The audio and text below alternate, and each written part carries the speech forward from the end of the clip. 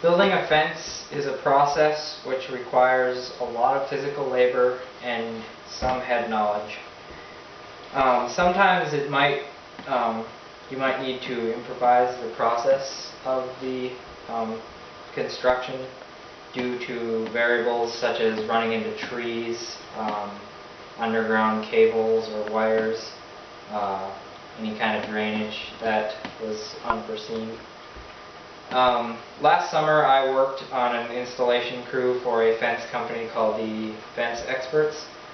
We installed different types of fences, including aluminum, different kinds of wood fences, privacy wood fence, and aluminum fence, both industrial and commercial grade. I'm just going to explain to you the process and difficulties of installing a split rail fence. I'm going to go over the steps and explain them along the way. Okay, let's start with the planning.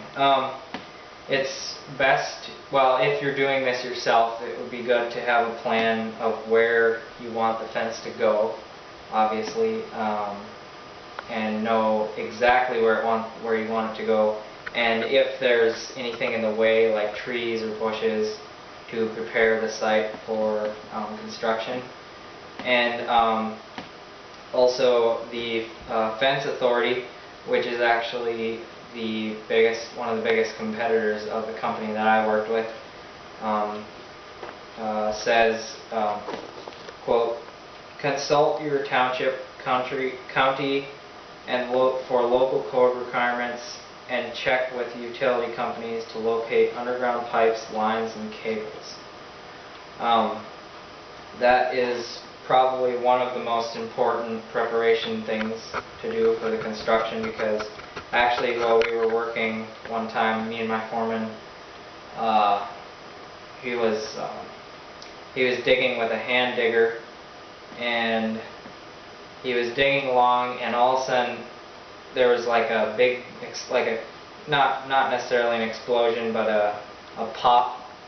And I had my back turned, but it was very loud, and I guess he actually hit a group of cables that were in a group about that big. And if he would have been using one of our steel tamping bars, he probably would be dead. But he was using a digger which has wooden handles, so there wasn't actually any direct current to him. It just popped and made a loud noise.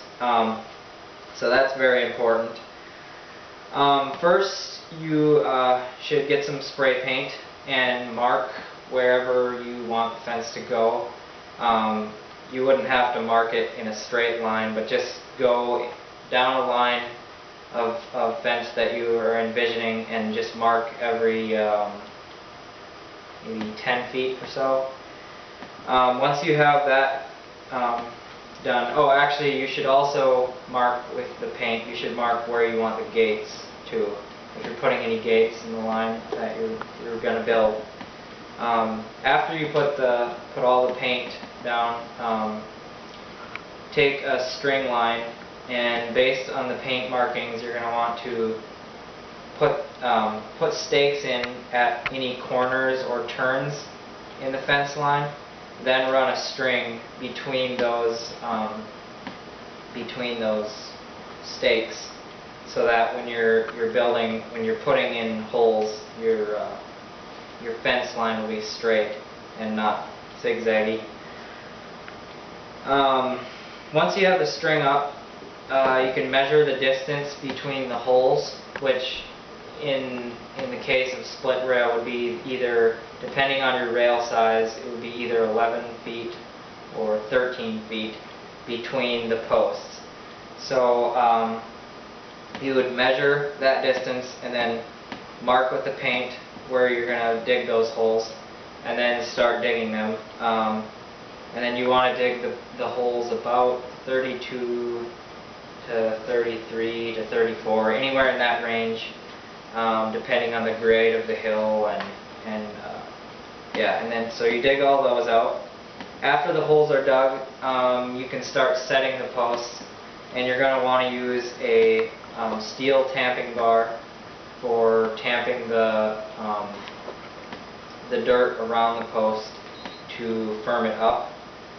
And then as you tamp it, you're going to want to use a level against the post to keep it level both directions vertically, so that you don't have a cockeyed fence or you're looking at cockeyed posts.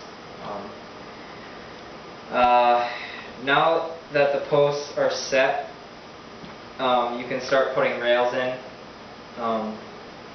If any of the rails are too long, like if you just mismeasured a section, it's really not that big of a deal with split rail, unless it's too long. If it's too short, it's fine.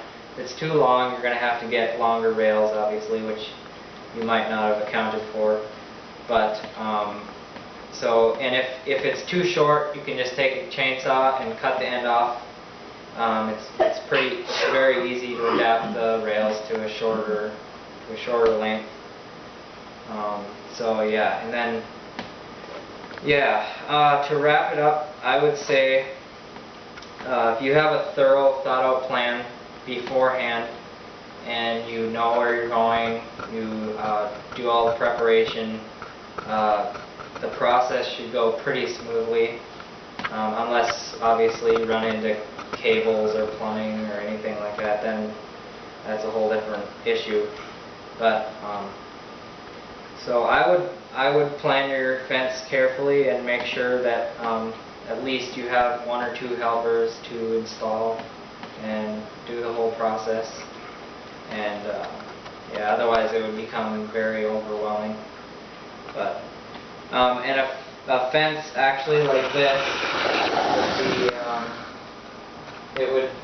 it would take two of us did this fence, and it took us anywhere, I think it was between 6 to 7 hours, and it was it's just a rectangle fence with 1 gate in it, and it only took us